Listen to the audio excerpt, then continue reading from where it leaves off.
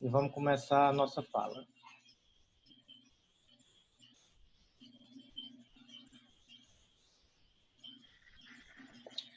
Bom, então o tema da videoaula de hoje é fisiculturismo, história, categorias e teoria versus prática.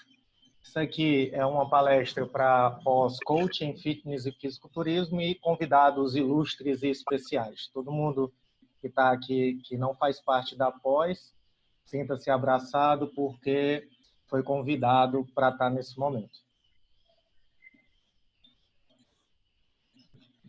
Isso aqui é uma pequena apresentação minha, não vou perder muito tempo nisso. Meu nome é Welto Godinho. Eu sou formado na Universidade Estadual do Ceará, sou formado em Educação Física. Fiz minha primeira especialização na Estácio FIC, a minha única formação fora da UES. Sou formado em Fisiologia e Biomecânica, pós-graduado em Fisiologia e Biomecânica do Exercício. Fiz uma pós também na UES de Ciência do Treinamento de Força. Essa pós é bem importante para a produção desse conteúdo da história do fisiculturismo e musculação no mundo e no Ceará. Fiz mestrado, estou fazendo doutorado em fisiologia na UES também. Tem alguém pedindo para falar aqui no chat. Já eu tento ver.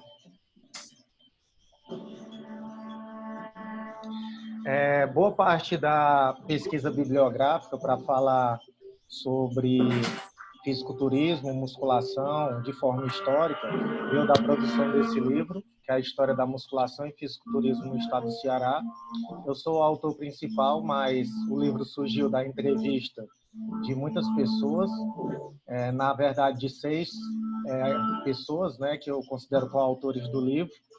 Entre esses coautores tem meu amigo Branco, que está fazendo parte aqui desse nosso momento. E era o Ismael, né, pedindo para desativar os microfones. E os outros que eu atribuo a autoria também. Me deu um esclarecimento muito grande sobre alguns conceitos que a gente tem hoje, entender a história gradativamente, né? Como foram assimilados certos tipos de treinamento, certas lógicas do treinamento de força durante o passar dos anos. Esse livro foi produzido a partir da minha monografia, do meu trabalho de conclusão de curso na pós em fitness, aliás, na pós em treinamento de força da UES, que foi por isso que eu comentei que era uma pós que tinha sido importante.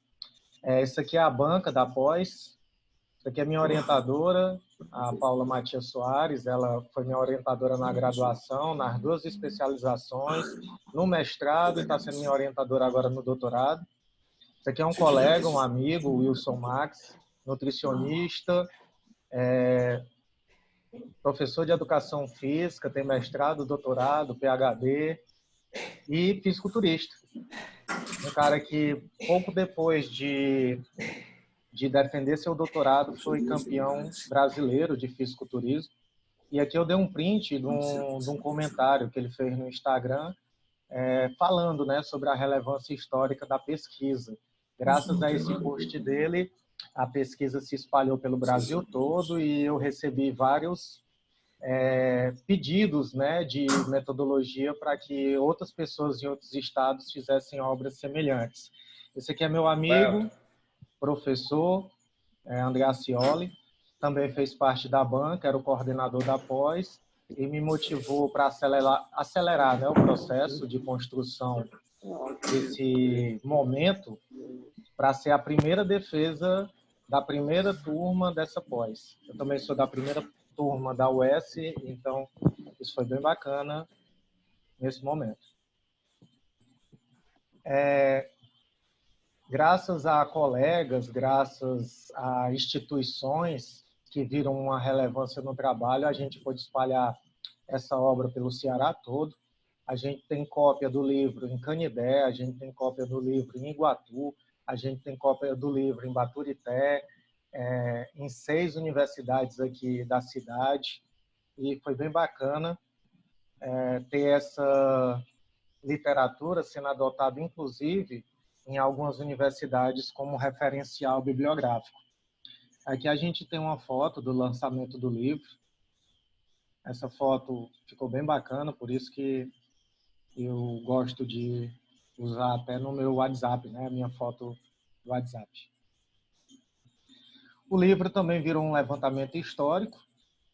A gente conseguiu... Isso aqui é a lógica de uma produção científica. Ó. Eu só considerava um dado publicável se eu tinha um fato e 2 documentos que comprovassem esse fato. Então, por exemplo, ó, o primeiro atleta cearense a se destacar no levantamento de peso, Teógenes Galvão. Então, eu tenho isso através de registro documental e um documento reincidente, né, que é o registro na revista Força e Saúde. Muitas informações ficaram de fora do livro porque eu precisava de um documento reincidente, senão ia ficar baseado só na fala de uma pessoa, aquilo eu não poderia registrar.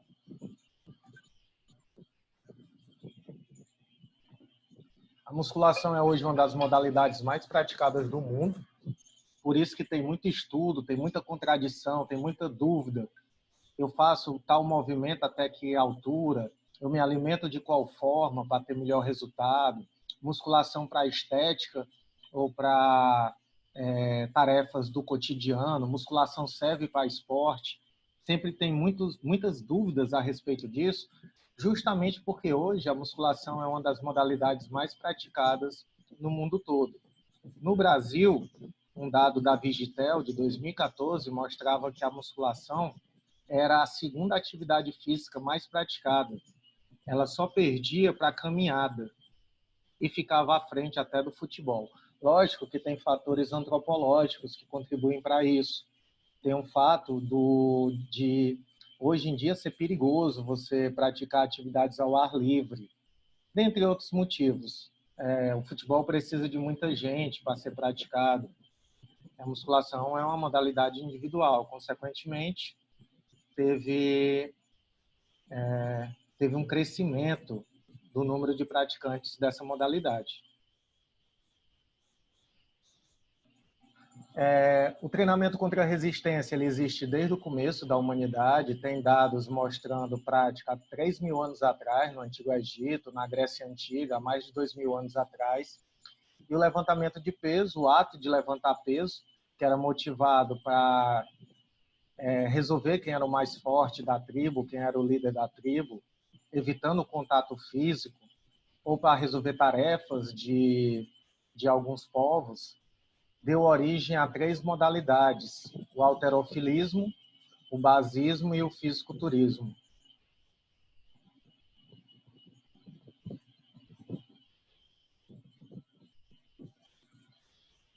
Como eu disse, ó, um relato antigo, uma pedra do Antigo Egito, 140 quilos. Nessa inscrição em egípcio, diz que o atleta levantou essa pedra com uma mão só, acima da cabeça.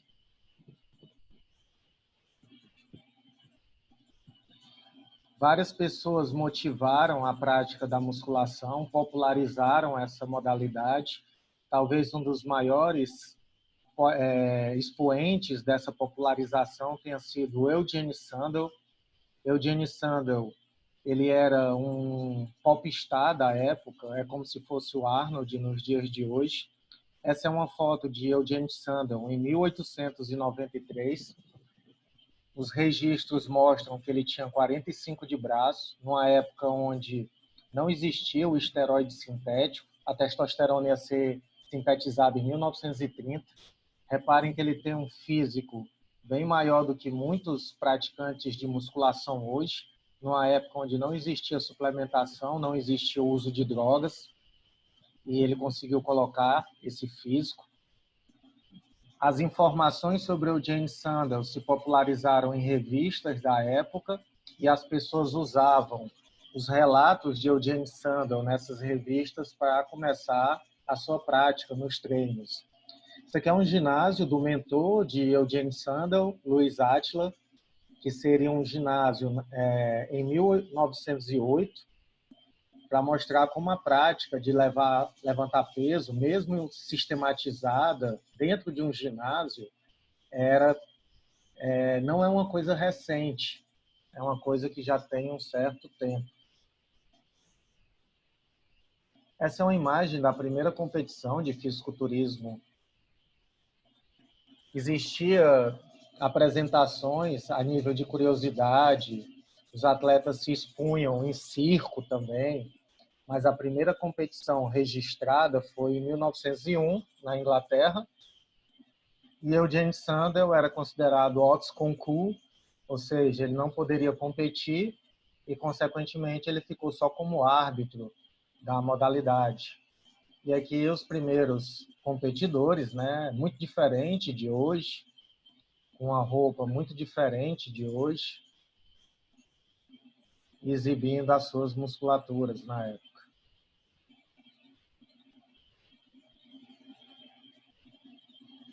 O fisiculturismo é uma modalidade que leva em consideração no seu julgamento o volume muscular, o tamanho do músculo, leva em consideração a definição. A definição ela é relativa à percepção dos músculos, a divisão desse músculo em relação a outros músculos e o corte nesse músculo. Muitas vezes a pessoa pode ter o percentual de gordura baixo, está vascularizado, e mesmo assim perder pontos para um atleta onde o corte muscular seja mais visível, como a gente vê aqui na perna do atleta. É considerado também a simetria, que é você comparar um lado com o outro, um músculo está similar ao músculo do outro lado, e é considerada a proporção desse atleta. Porque a proporção é ele não ter músculos muito grandes ou muito pequenos em relação aos outros músculos do corpo. O cara não ter uma panturrilha muito grande ou muito pequena, né, que é o que acontece normalmente em relação ao resto da perna, entre outras características. Ter um ombro muito pequeno em relação ao braço, isso são os critérios de proporção. Existem várias categorias no fisiculturismo. O fisiculturismo anteriormente só tinha o bodybuilding sênior, que se dividia em muitas categorias. Na tentativa de tornar a modalidade mais popular, mais acessível, porque afinal nem todo mundo conseguia ficar com volume e definição muscular que os atletas do bodybuilding sênior, foram criadas várias outras categorias. Uma dessas categorias é a wellness, e aqui a gente vê as subdivisões da wellness, né, até 1,58, até 1,62, 68, acima de 1,68, e os critérios de avaliação desse atleta. O vestimento que tem que utilizar e o tipo de sandália também. Outra categoria mais recente é o Men's Physique. São os atletas de bermuda, né, com visual segundo a definição dos critérios saudável, normal e atlético. São atletas com músculo com densidade e baixo percentual de gordura e forma de V. A forma de V a que ele se refere é o tronco em V, como se fosse um Y, em relação ao resto do corpo.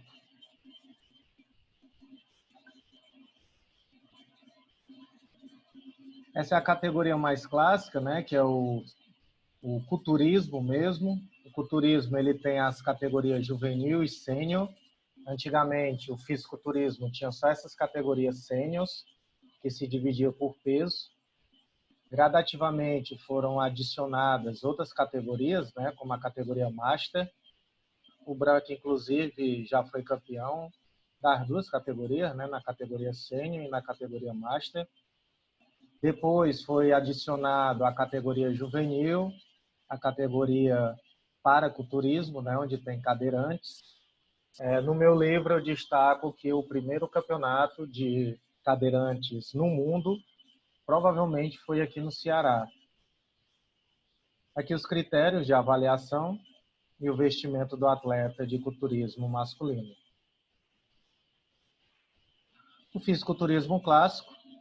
Detalhe, pessoal, que eu não estou me prendendo muito a falar sobre as categorias, critérios e vestimentas, pois para fazer uma avaliação do atleta sobre aqueles 4 pontos que a gente discutiu, é necessário fazer um curso de arbitragem, é necessário acompanhar um pouco a categoria para você distinguir de olho um bom atleta ou um mau atleta.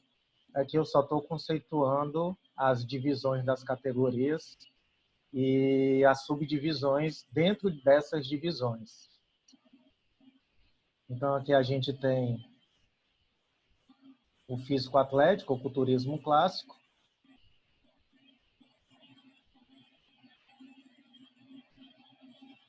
o body fitness, né, que é o físico atlético feminino, um pouco bem maior e com músculos do tronco, principalmente, mais tonificado do que as wellness, que foi aquela primeira categoria que a gente mostrou. Então, reparem que o árbitro treinado, ele diferencia de olho já um atleta de body fitness, um atleta de wellness. São atletas com um biótipo bem diferente. E talvez uma das categorias mais novas, o body shape, onde é praticamente um atleta estético, um atleta fitness, como se propunha há algum tempo, né? Um atleta que ele usa uma sunga realmente, não é aquela sunga mais cavada do fisiculturismo. De novo, ó, ênfase no físico saudável, normal e atlético.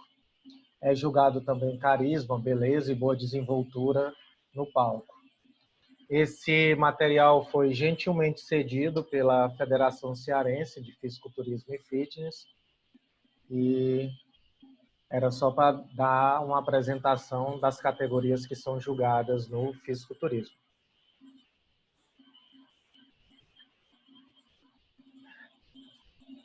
O fisiculturismo no Ceará chegou através das lições de Joe Wade. Joe Wade é um pai da musculação moderna, praticamente. Muitos métodos de treinamento que a gente utiliza hoje são métodos baseados no princípio de treinamento de Wade, como os métodos super sérios, métodos interval set, drop set, todos são métodos que nasceram de Joe Wade. Essas lições chegaram ao Brasil e serviram de literatura para jovens que começaram treinando em casa, montando suas marombas, como era chamado na época, se pendurando para fazer suas barras fixas, utilizando cadeiras para fazer seus mergulhos na paralela, tudo através dessas lições de Joe Wade. Nosso amigo branco, inclusive, tem algumas lições originais, já me mostrou. E na minha monografia, que eu citei anteriormente, tem essas lições fotografadas para registro. No Brasil, o primeiro campeonato de musculação ocorre em 1947, que era praticamente um campeonato de LPO, com levantamento de peso. E reparem que o nome musculação, halteres, fisiculturismo, era tudo misturado nessa época.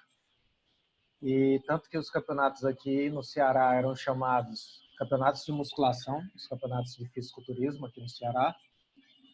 E em julho de 1947 foi realizado em São Paulo o campeonato do melhor físico. Aqui a gente vai ter como campeão um atleta que depois vai ser um grande incentivador para várias pessoas no Ceará iniciarem na prática do esporte. Esse atleta é o atleta João Leal. Infelizmente, pela pouca divulgação na mídia, o atleta ele é desconhecido do grande público.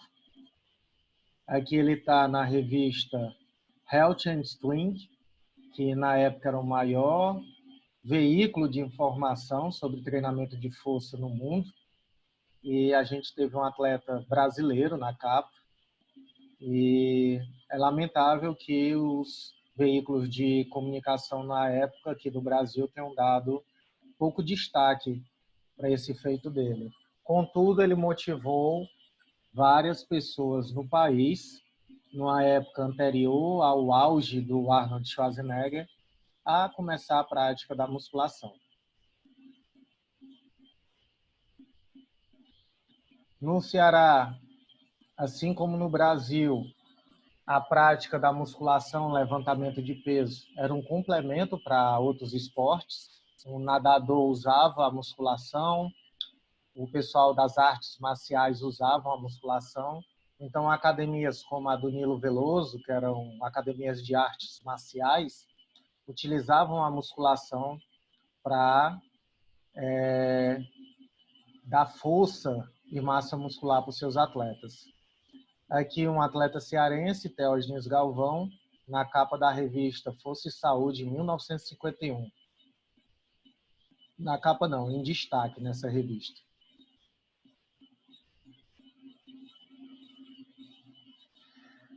Os primeiros locais dedicados à prática da musculação propriamente dita aqui no Ceará foram a Academia do Autuane, né, que era o Ginásio Apolo, e a Academia Luiz de Ferro.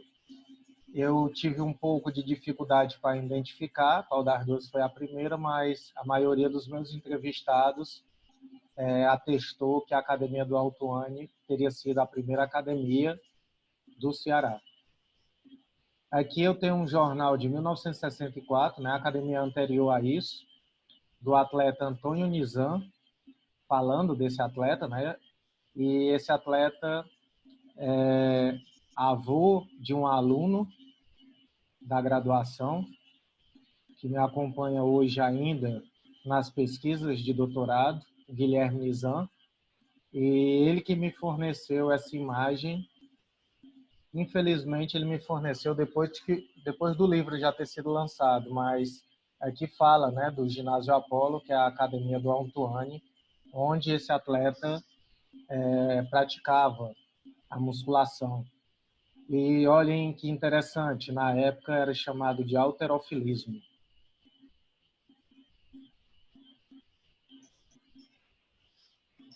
Aqui uma academia do Luiz de Ferro, né? Ela teria sido fundada entre 47 e 48. Esse registro é de 69. Aqui a gente tem o Páscoa, do Clube Pódio, de musculação, treinando. E não estranhem ele treinar de sunga, que era o hábito na época. Os caras que praticavam musculação treinavam de sunga. E era esse aspecto mesmo, um local bem rústico, onde tinha pesos e onde o pessoal se reunia para trabalhar a musculatura. Outra curiosidade aqui do nosso estado é que existiam carnavais de rua. Esse aqui é o carnaval no centro aqui de Fortaleza, onde tinha um bloco dos fortes, que era uma das maiores atrações do carnaval, e muita gente que assistia, as crianças que assistiam, pretendiam um dia estar fazendo parte do bloco dos fortes. Os fortes, eles desfilavam, né, sempre com roupas onde mostrava seu corpo. Então, desfilavam de guerreiros, de gregos, entre outras formas.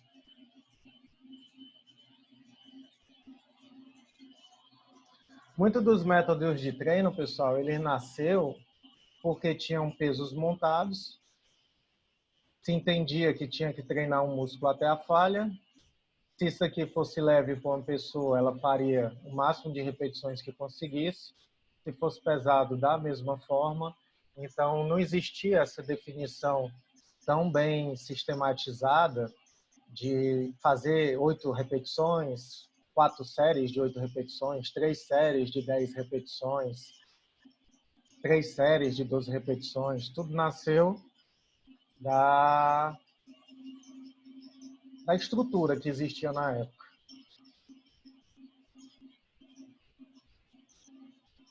Aqui uma foto do primeiro campeonato de fisiculturismo do Ceará.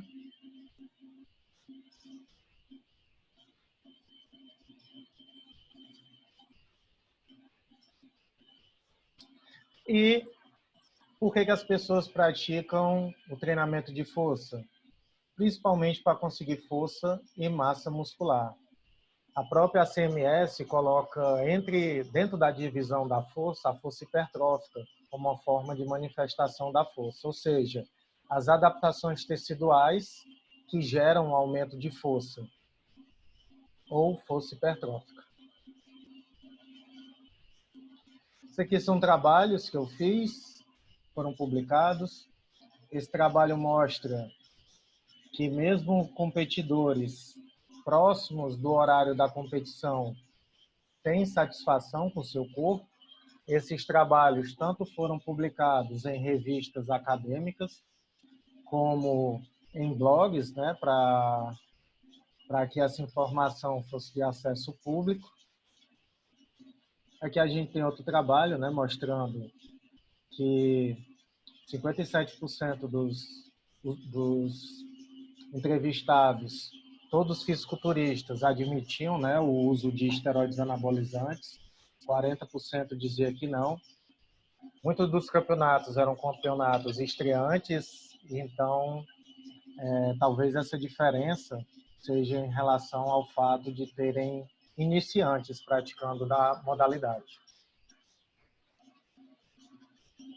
Toda vida que eu mostro isso, muita gente diz que isso aqui é mais ou menos, né?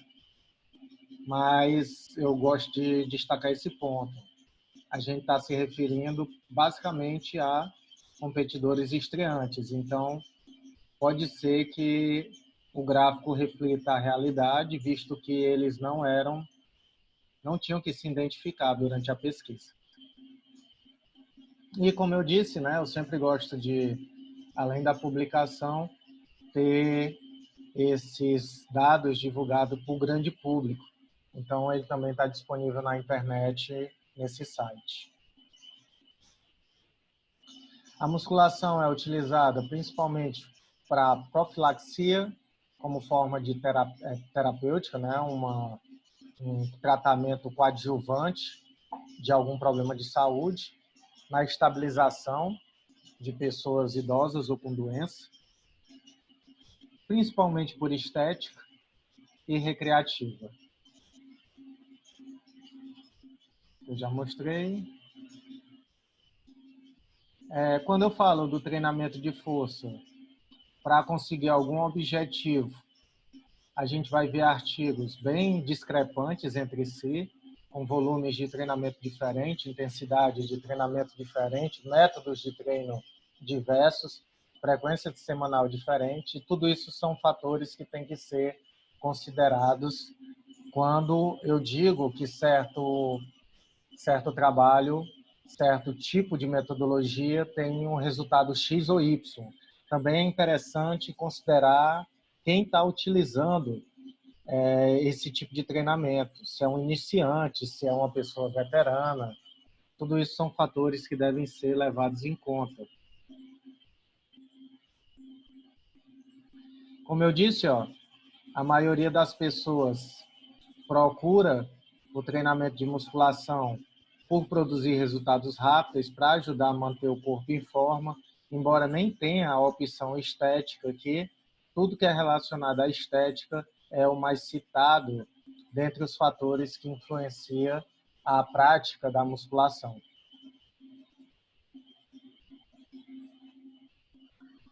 Um dos grandes objetivos do treinamento de força é a hipertrofia. A hipertrofia é um fenômeno adaptativo do tecido muscular, certo?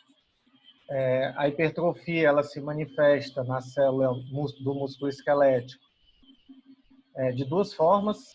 A hipertrofia propriamente dita, que é a adição de mais miofibrilas, e a hipertrofia, que é chamada de hiperplasia, na verdade, né? Eu só vou ter um aumento global do tecido do músculo como um todo. Eu não vou ter um aumento no tamanho da fibra propriamente dita, porque eu começo a ter mais células. Isso aqui é um processo que deve ser comum no crescimento, nos picos de crescimento, né? No primeiro ano de vida, dos 5 aos 10 anos e principalmente dos 10 aos 16 anos, que são os períodos de estirão, de crescimento da pessoa, com liberação de diversos hormônios, mas ainda é discordante o mecanismo exato que leva a isso.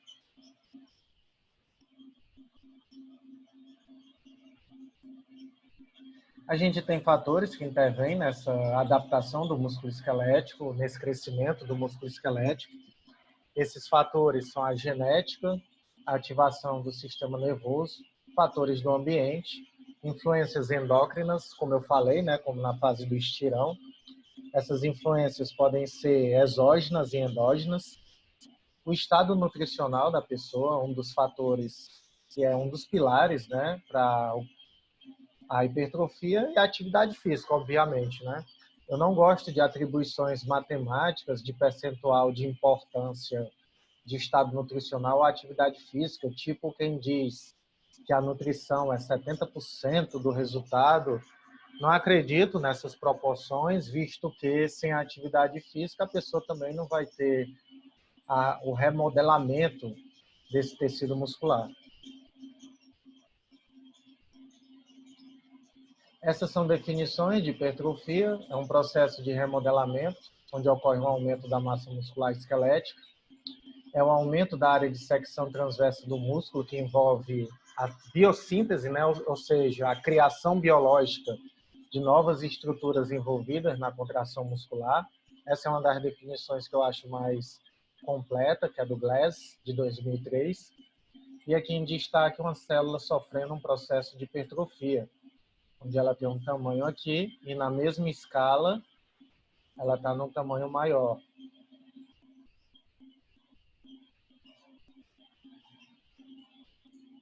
Os mecanismos exatos da hipertrofia, eles são revistos, são discutíveis, mas desde 1997 se especula se existe hipertrofia sarcoplasmática, que seria o aumento do sarcoplasma. Esse autor, em 1997, discutiu isso e muitos autores hoje falam que, na verdade, aquele pump que você tem pós-treino é resultado mais de aspecto característico de edema, né? Maior fluxo sanguíneo, maior concentração de fatores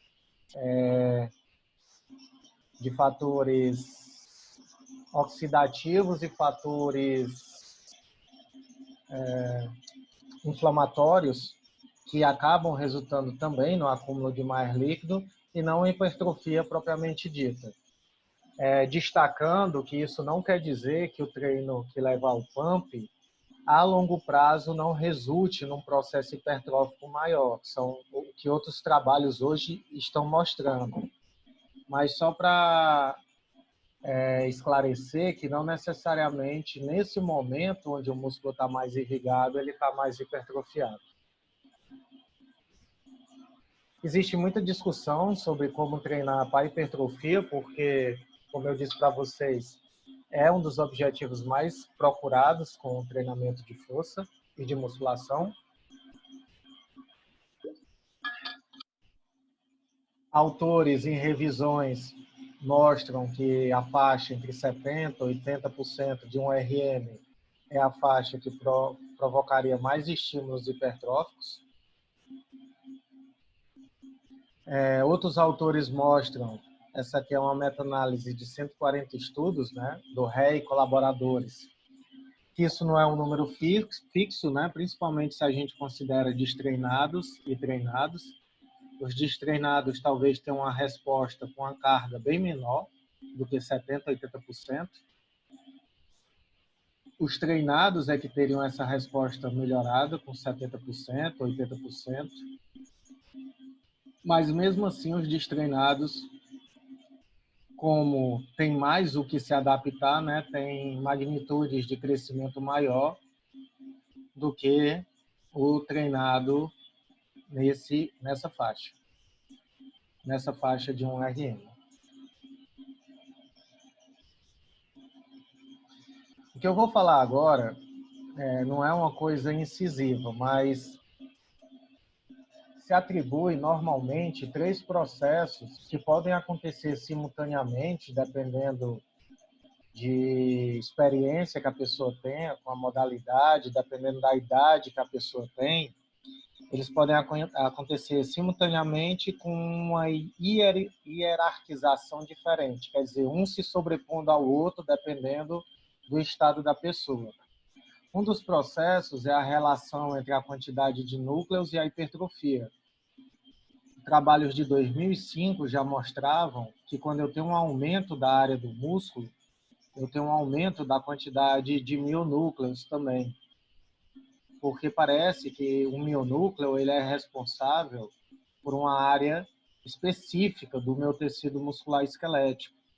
E aumentando essa área, eu teria que ter mais mionúcleos para conseguir a produção proteica referente a essa área propriamente dita.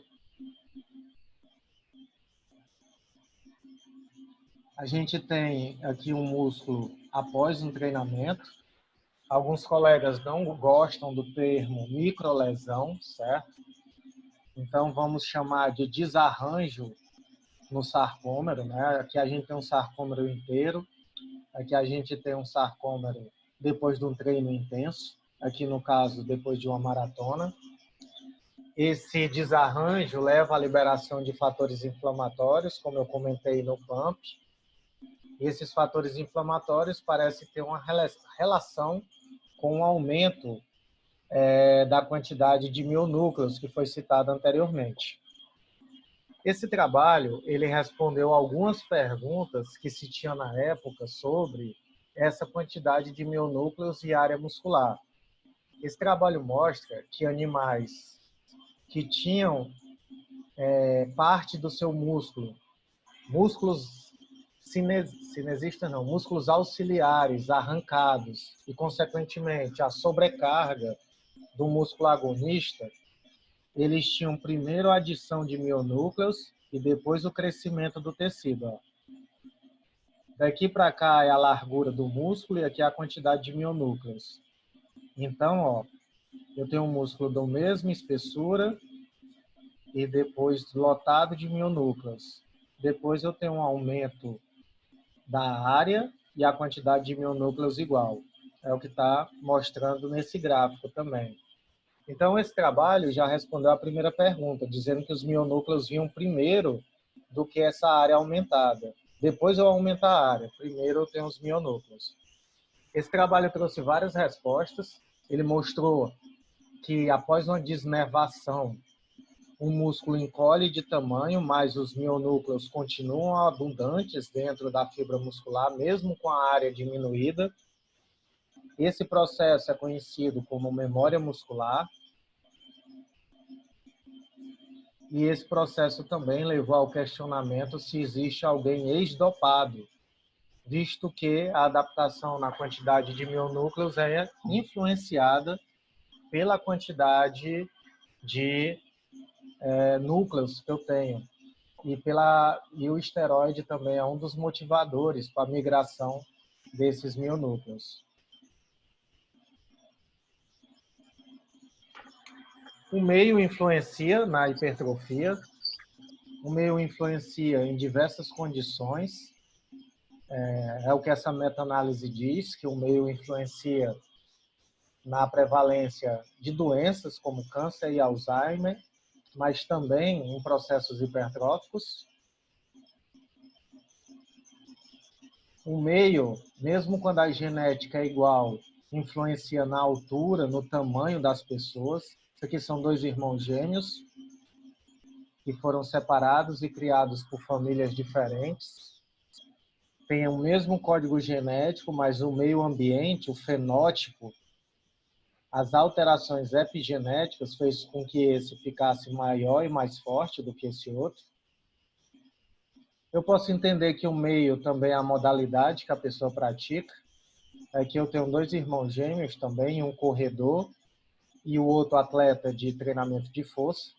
Os 2 têm acesso à mesma alimentação, mas os 2 têm corpos totalmente diferentes.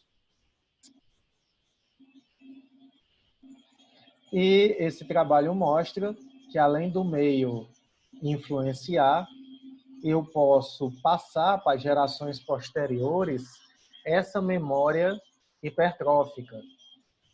Esse trabalho mostra o seguinte, que dependendo da informação gênica que você tem no momento, da genética que você apresenta no momento, o termo está errado, pessoal, porque a genética é a mesma. São os fatores epigenéticos que mudam. Eu estou falando dessa forma para ser mais claro, menos prolixo. Quando você, mas para resumir de forma bem simples, um artigo bem complexo. Se você treina, quando você concebe, faz um filho, você passa uma informação epigenética diferente do que se você tivesse com sobrepeso nessa mesma época. É isso que esse artigo mostra, que fatores epigenéticos têm memória de até 3 gerações, inclusive para hipertrofia.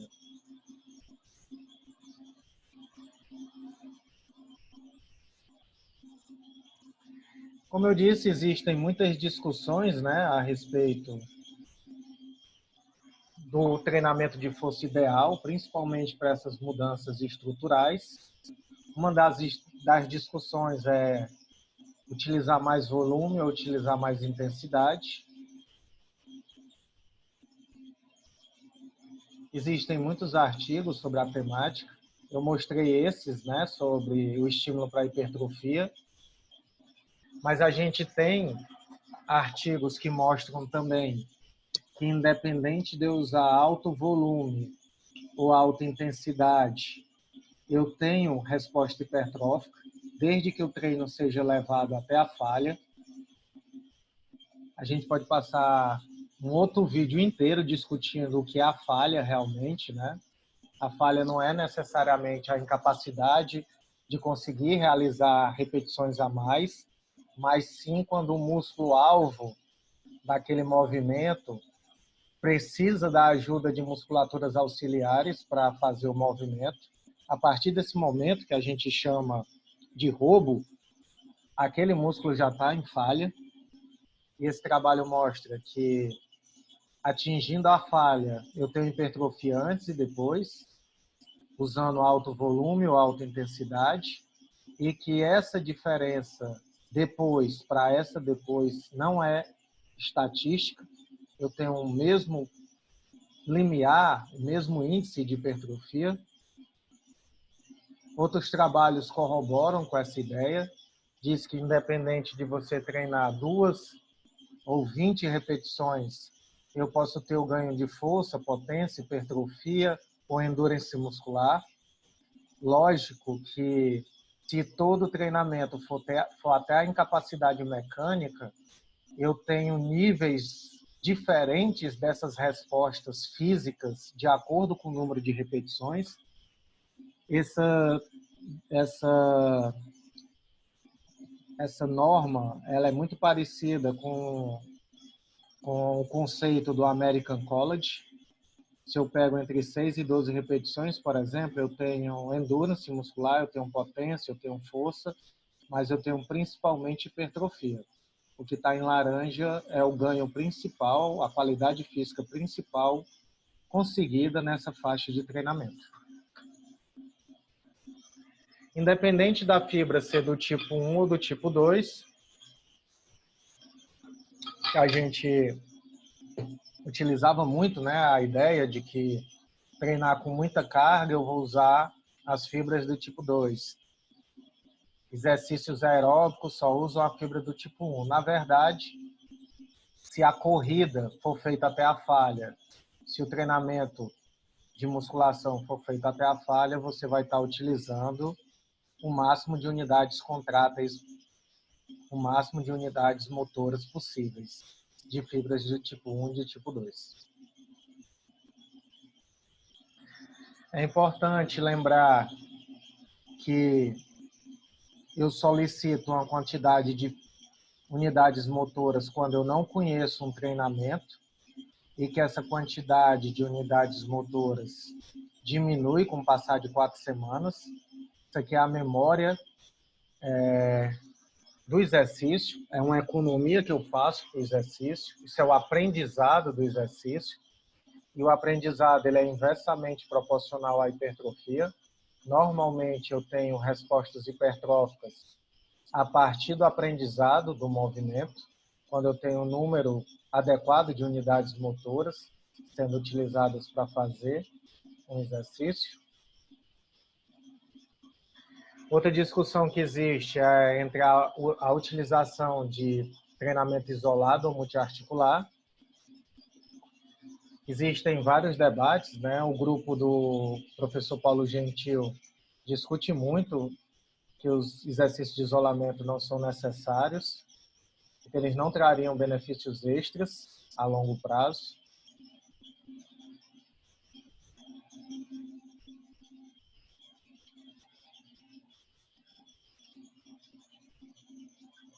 Boa parte dessas concepções vieram de trabalhos como esse, né? O uso de exercícios simples ou multiarticulados na força e na hipertrofia.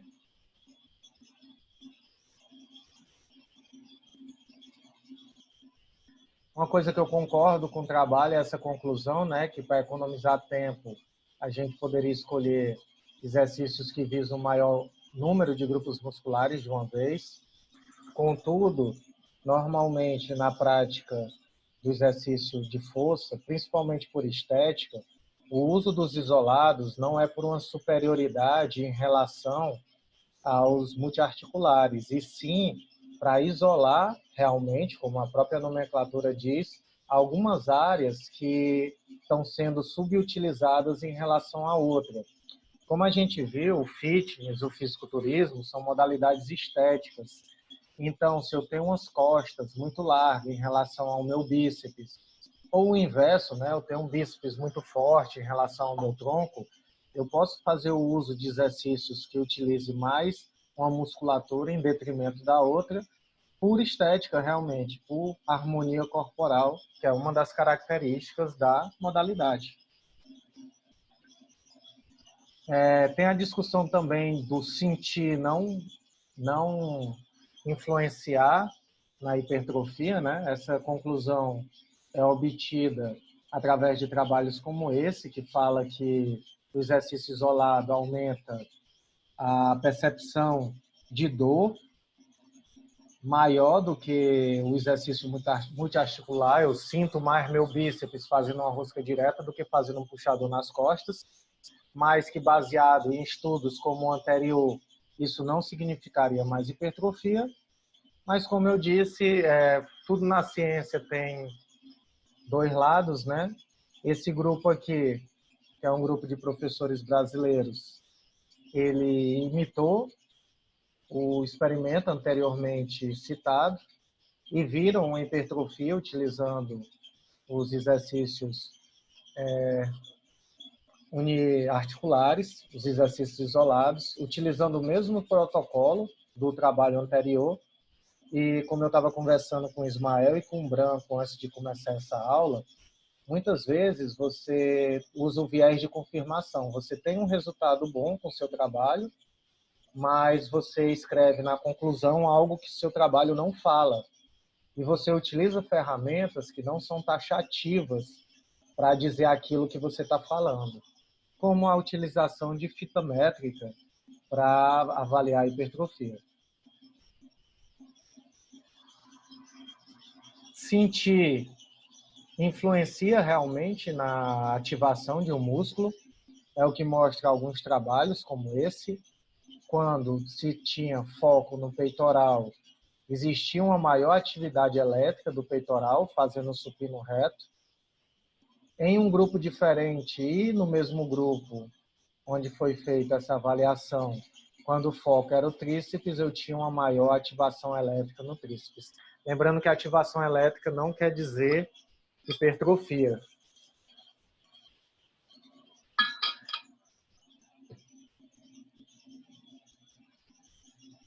Esse outro trabalho também avaliou o foco interno e foco externo. Foco externo é quando você foca na tarefa de levantar um peso. O foco interno é quando você concentra na musculatura que está realizando aquela tarefa. Nesse trabalho, além dessa resposta elétrica aumentada, quando se olhava o foco interno, a gente também tinha uma hipertrofia. Teve uma hipertrofia no músculo do bíceps, não foi vista diferença significativa nos outros segmentos musculares, certo? Mas, em virtude do tempo de intervenção no estudo, em virtude do ventre do bíceps em relação aos outros músculos da pesquisa, que era o quadríceps e os músculos posteriores, a gente pode supor, né? Não pode deduzir, mas pode supor que talvez um tempo maior de intervenção trouxesse essa resposta hipertrófica também nos outros segmentos musculares.